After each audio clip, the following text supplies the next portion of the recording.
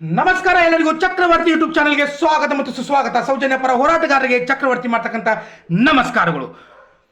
ಬೆಳಗ್ಗೆ ಅಥವಾ ಮಧ್ಯರಾತ್ರಿ 2 ಗಂಟೆಗೆ ಎಲ್ಲರೂ ಕುಡ್ಕೊಂಡ ಮಹೇಶ್ ಶೆಟ್ಟಿ ತಿಮ್ಮರೊಡ್ಡಿ ಮನೆಗೆ ಹೋದ್ರು. ಅವ್ರನ್ನ ಗಡಿಪಾರು ಮಾಡಬೇಕು, ಅವ್ರಿಗೆ ನೋಟಿಸ್ ಕೊಡೋದಕ್ಕೆ ಎಲ್ಲರೂ ಕೂಡ ಹೋದ್ರಲ್ಲ. ಬೆಳಗ್ಗೆ ಆದಾಯ್ತು. ಅದರಿಂದ ಈ ಕೊಲೆಗಡಕರು ಅತ್ಯಾಚಾರಿಗಳು ಖುಷಿ ಆದರು. ಸೌಜನ್ಯ ಶಕ್ತಿ ಎಂಥದ್ದು ಅನ್ನೋದನ್ನು ನೋಡ್ರಿ.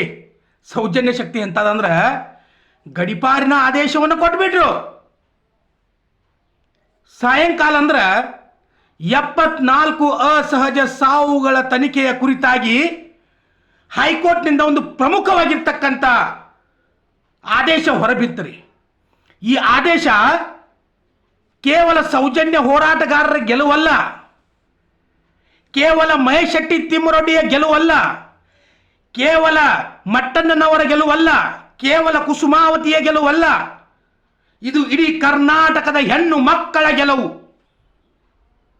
ಯಾಕಂದ್ರ ಯಾವಾಗ ಕೋರ್ಟ್ದಿಂದ ಆದೇಶ ಬಂತಲ್ಲ, ಅತ್ಯಾಚಾರಿಗಳ ಕುಂಡ್ಯಾಗ, ಕೊಲೆಗಾರಕರ ಕುಂಡ್ಯಾಗ ನಡಕ ಪ್ರಾರಂಭ ಆಗಿಬಿಟ್ಟದರಿ. ಇದಕ್ಕೆಲ್ಲ ಪ್ರಮುಖ ಕಾರಣ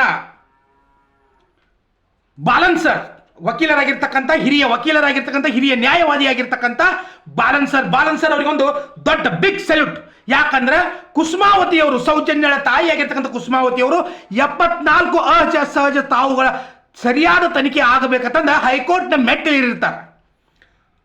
ಅದನ್ನು ಹೈಕೋರ್ಟ್ ಪುರಸ್ಕಾರ ಮಾಡಿ ಆ ತನಿಖೆಯ ಬಗ್ಗೆ ಸಂಪೂರ್ಣವಾಗಿರ್ತಕ್ಕಂಥ ವಿವರವನ್ನ ಸರ್ಕಾರದ ಹತ್ರ ಕೇಳಿದಾರೆ. ಈಗ ಯಾವ ಸರ್ಕಾರ ಮಹೇಶ್ ಶೆಟ್ಟಿ ತಿಮ್ಮರೊಡ್ಡಿ ಅವರನ್ನ ಗಡಿಪಾರು ಮಾಡಬೇಕು, ಯಾವ ಧರ್ಮಾಧಿಕಾರಿಗಳು, ಯಾವ ಅತ್ಯಾಚಾರಿಗಳ ಗ್ಯಾಂಗ್, ಯಾವ ಕೊಲೆಗಡುಕರ ಗ್ಯಾಂಗ್ ಷಡ್ಯಂತ್ರ ಮಾಡಿ ಮಹೇಶ್ ಶೆಟ್ಟಿ ತಿಮ್ಮರೊಡ್ಡಿ ಅವರನ್ನ ಗಡಿಪಾರು ಮಾಡಬೇಕಂತ ಅನ್ನಾಕತ್ತಿದ್ರಲ್ಲ, ಎಲ್ಲರಿಗೂ ಕೂಡ ಕಪಾಳ ಮೋಕ್ಷ ಆಗಿದ್ದಾರೆ. ಸೊ ಅದು ಯಾವ ರೀತಿ ಕಪಾಳ ಮೋಕ್ಷ ಆಗಿದೆ ಅನ್ನೋದನ್ನ ನಿಮಗೆ ಹೇಳ್ತೀನಿ, ಸರಿಯಾಗಿ ಕೇಳ್ರಿ. ಬಾಲನ್ ಸರ್ ಅವರು ಕುಸುಮಾವತಿಯ ಪರವಾಗಿ ಇವತ್ತು ವಾದವನ್ನು ಮಂಡಿಸಿದ್ರು. ಅದು ಯಾಕ 74 ಸಾವುಗಳ ತನಿಖೆಯ ಕುರಿತಾದ PIL ವಿಚಾರಣೆ. ಇಲ್ಲಿ ಸರ್ಕಾರಕ್ಕೆ ನೇರವಾಗಿ ಹೇಳಿದರೆ 74 ಪ್ರಕರಣಗಳ ತನಿಖೆ ಏನಾಗ್ಯದ ಅನ್ನೋದನ್ನ ಸಂಪೂರ್ಣ ವರದಿ ಸರ್ಕಾರ ಸಲ್ಲಿಸಬೇಕು ಹೈಕೋರ್ಟಿಗೆ. ಏನು ಸಲ್ಲಿಸವ್ರಿ? ತನಿಖೆನ ಮಾಡಿಲ್ಲ, ತನಿಖೆ ಮಾಡಿಲ್ರಿ, ಮಣ್ಣು ಮುಚ್ಚುವಂತ ಪ್ರಯತ್ನ ಮಾಡಕತ್ತಿದ್ರು. ಏನು ಸಲ್ಲಿಸವ್ರು ವರದಿಯಲ್ಲಿ? ಈಗ ಪ್ರಾರಂಭ ಆಯ್ತು ನೋಡ್ರಿ, ಸೌಜನ್ಯ ಶಕ್ತಿ ಮತ್ತೆ ಪ್ರಾರಂಭ ಆಯಿತು. ಮಹೇಶ್ ಶೆಟ್ಟಿ ತಿಮ್ಮರೊಡ್ಡಿ ಅವರನ್ನ ನೀವು ಗಡಿಪಾರ ಆದೇಶ ಮಾಡಿದ್ದ ತಡ ರೀ. ಸೌಜನ್ಯ ಅಂತಕ್ಕಂಥ ಹೆಣ್ಣು ಮಗಳ ಶಕ್ತಿ ಎದ್ದು ಬಂದದ, ಎಲ್ಲರ ಮುಖದ ಮೇಲೆ ಹೊಡೆದಂಗಾಗ್ಯದ ನೋಡ್ರಿ.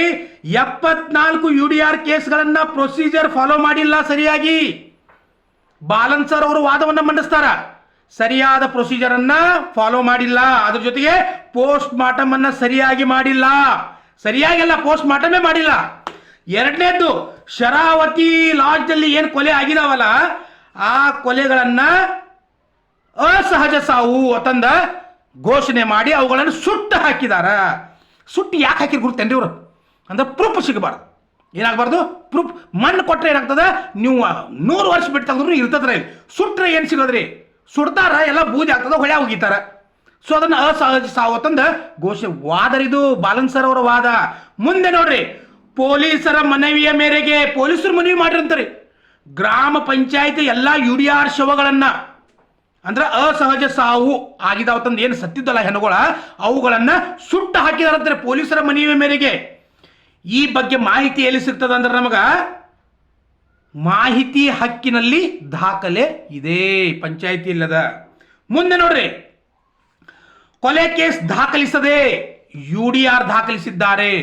ಇಲ್ಲಿ 74 ಏನು ಶವಗಳು ಸಿಕ್ಕಿದಾವಲ್ಲ, ಇಲ್ಲಿ ಯಾವುದು ಒಂದಕ್ಕೂ ಕೊಲೆ ಕೇಸ ಇಲ್ಲ, ಎಲ್ಲವೂ ಕೂಡ ಅಸಹಜ ಸಾವುಗಳೇ.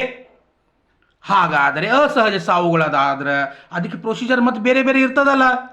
ಇದು ಶನ ಎಲ್ಲಿಂದ ಬತ್ತು, ಇವೆಲ್ಲಿಂದ ಬಂದ, ಇವ್ರ ಕುಟುಂಬಸ್ಥರು ಯಾರು, ಅದನ್ನ ಹೆಂಗೆ ಸುಟ್ಟು ಹಾಕಿದ್ರಿ ಇವ್ರ? ಅಸಹಜ ಸಾವು ತಂದು ಇವ್ರಿಗೆ ಹೆಂಗೆ ಗೊತ್ತಾಯ್ತು? ಹೌದಲ್ಲ, ಪ್ರತಿಯೊಂದಕ್ಕೂ ಬೇಕಲ್ಲ, ದಾಖಲೆಗಳು ಬೇಕಲ್ಲ ಅಲ್ಲಿ. ಹಂಗೆ ಹೆಂಗೆ ಸುಟ್ಟು ಹಾಕಿರಿ ಇವರು? ಯಾಕಂದ್ರ ಶವದ ವಿಡಿಯೋ ಫೋಟೋಗ್ರಾಫಿ ಮಾಡಿಲ್ಲ. ಎಲ್ಲಿ ಮಾಡ್ತಾರ್ರಿ? ಅವ್ರು ಎಲ್ಲಿ ಮಾಡವ್ರು? ಯಾಕೆ ಮಾಡವ್ರ? ಕೊಲೆಗಡಕರು ಅಲ್ಲೇ ಇರಬೇಕಾದ್ರೆ ಅವ್ರೇಂದ್ರೆ ಫೋಟೋಗ್ರಾಫಿ ಆಮೇಲೆ ವಿಡಿಯೋ ಮಾಡ್ಯಾರ್ರಿ. ಸಂಬಂಧಿಕರ ಪತ್ರಿಕಾ ಪ್ರಕಟಣೆ ನೀಡಿಲ್ಲ. ಸಂಬಂಧಿಕರು ಯಾರು ಅನ್ನೋದನ್ನ ನ್ಯೂಸ್ ಪೇಪರಲ್ಲಿ ಹಾಕೋದಾಗಿರ್ಬೋದು, ನ್ಯೂಸ್ ಚಾನಲ್ಗಳಲ್ಲಿ ಹಾಕೋದಾಗಿರ್ಬೋದು, ಇದು ಯಾವುದೂ ಕೂಡ ಇವರು ಮಾಡಿಲ್ಲ. ಹಂಗ ಸುಟ್ಟು ಹಾಕಿಬಿಟ್ಟಿದ್ದಾರೆ. ಲಾಡ್ಜ್ ಮಾಲೀಕರನ್ನ ವಿಚಾರಣೆ ನಡೆಸಿಲ್ಲ. ಯಾಕೆ ವಿಚಾರಣೆ ನಡೆಸ್ತಾರ್ರಿ? ಎಲ್ಲ ಲಾಡ್ಜ್ ಎಲ್ಲ ಅವ್ರು ಯಾಕೆ ವಿಚಾರಣೆ ನಡೆಸ್ತಾರ್ರಿ? ಲಾಡ್ಜ್ ಮತ್ತು ನದಿ ಬದಿಯಲ್ಲಿ ಪದೇ ಪದೇ ಶವ ಪತ್ತೆಯಾದರೂ, ಲಾಡ್ಜ್ನಾಗ ಮತ್ತು ಶರಾವತಿ ನದಿ ದಡದಲ್ಲಿ ಪದೇ ಪದೇ ಶವಗಳು ಪತ್ತೆಯಾದರೂ ಕೂಡ ಲಾಡ್ಜ್ ಮಾಲೀಕರು ಮತ್ತು ಶವ ಪತ್ತೆಯಾದ ಜಮೀನು ಮಾಲೀಕರಿಗೆ ಒಂದೇ ಒಂದು ನೋಟಿಸ್ ನೀಡಿ ತನಿಖೆ ಮಾಡಿಲ್ಲ. ಶಬಾಷ್ ಬಾಲನ್ ಸರ್, ಶಬಾಷ್.